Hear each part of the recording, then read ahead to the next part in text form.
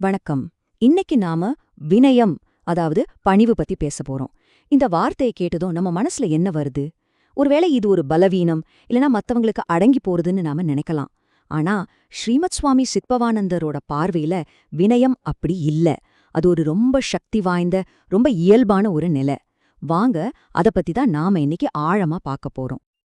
இந்த விஷயத்த நாம புரிஞ்சுக்கிறதுக்கு வாங்க இயற்கையிலிருந்து ஒரு சின்ன கேள்வியோட ஆரம்பிக்கலாம். பழங்களால நிறைஞ்சு தொங்குற ஒரு மரக்கலையா என்னைக்காவது கவனிச்சிருக்கீங்களா? அது நமக்கு என்ன சொல்லிக் கொடுக்குதுன்னு யோசிச்சிருக்கீங்களா? பாக்குறதுக்கு ரொம்ப சாதாரண கேள்வி மாதிரி தான் தெரியும். ஆனா இதுக்குள்ள ஒரு பெரிய தத்துவம் ஒளிஞ்சிருக்கு. வாங்க அது என்னன்னு கண்டுபிடிப்போம். நம்மளோட முதல் பகுதி அருளின் விளைவு. இங்க நாம வினயத்தை ஒரு கஷ்டமான பயிற்சியா பார்க்க போறதில்ல.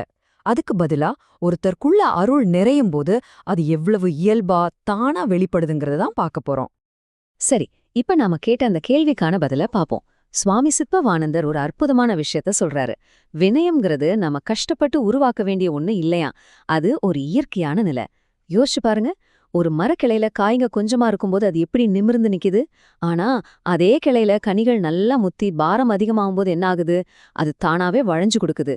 அதே மாதிரிதான் ஒரு மனுஷனுக்குள்ள அருள் நிறையும் போது அந்த நிறைவோட பாரத்தால வினயம் ரொம்ப இயல்பா வந்துருமா. அப்போ வளைஞ்சு கொடுக்கறது பலவீனம் இல்ல, அது நிறைவோட அடையாளம். எவ்வளவு அழகான பார்வை இல்லையா? அந்த மரக்கலை உதாரணம் சூப்பரா இருந்துச்சுல. சரி, இதே கருத்த இன்னும் நல்லா ஆழமா புரிஞ்சுக்க வாங்க இயற்கையோட இன்னொரு சக்தி வாய்ந்த பாடத்தை கவனிப்போம். இந்த தடவை தண்ணியோட குணத்தை பத்தி பார்க்கலாம். ஒரு நிமிஷம் இத கற்பனை பண்ணி பாருங்க. நல்ல மழை பெய்யுது. அந்த தண்ணி எங்க தங்கும்? ஒரு பெரிய மலையோட கூர்மையான உச்சியில நிக்குமா? வாய்ப்பே இல்ல. உயரமான மேடான எந்த இடத்துலயும் தண்ணி நிக்காது. வந்த வேகத்துல அப்படியே வழிஞ்சு ஓடிடும். அப்போ அந்த தண்ணியெல்லாம் எங்க தான் போகுது? அது எப்பவுமே தாழ்வான இடத்த, பள்ளமான நிலத்தை தேடி ஓடுது.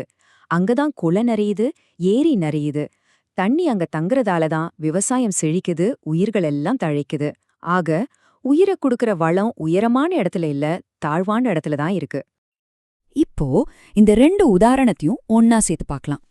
அந்த மலை உச்சி இருக்குல்ல, அதுதான் நான்கிற பெருமையோட அடையாளம். அங்க அருளுங்கிற மழைநீர் தங்கவே தங்காது.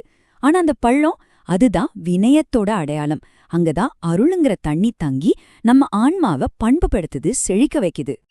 மரம், மழைன்னு நம்ம இயற்கையிலிருந்து கத்துக்கிட்ட இந்த பாடங்கள் ரொம்ப சக்தி வாய்ந்தது. இப்போ இந்த உருவகங்களை நேரா நம்ம மனசுக்குள்ள கொண்டு வருவோம். பெருமையும் பணிவும் நம்ம இதயத்துல எப்படி வேலை செய்யுதுன்னு பார்க்கலாம். இங்கதான் எல்லா தத்துவமும் ஒன்னு சேருது. வீண் பெருமை, அகம்பாவம், எல்லாம் எனக்கு தெரியுங்கிற அந்த எண்ணம், இது எல்லாமே நம்ம மனச ஒரு கடினமான, உயரமான மேடா மாத்திடுது. அப்படிப்பட்ட ஒரு இறுக்கமான, மேடான இதயத்துல அருள் எப்படி தங்கும்? அது வழிஞ்சு ஓடி போயிடும் இல்லையா? அப்போ நம்ம முன்னாடி ரெண்டு விதமான உள்ளங்கள் இருக்கு. ஒன்னு பெருமையால இறுகி போய் அருளுக்கு கொஞ்சம் கூட இடமில்லாத உள்ளம்.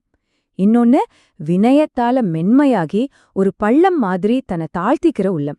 அந்த பணிவான உள்ளம்தான் அருள் தங்குற ஒரு நிரந்தர வாசஸ்தலமா, ஒரு அழகான குளம் மாதிரி மாறுது. நாம இதுவரைக்கும் பேசின இந்த முழு சிந்தனைக்கும் 2000 வருஷத்துக்கு முன்னாடியே முத்தாய்ப்ப வச்ச ஒரு குரல் இருக்கு.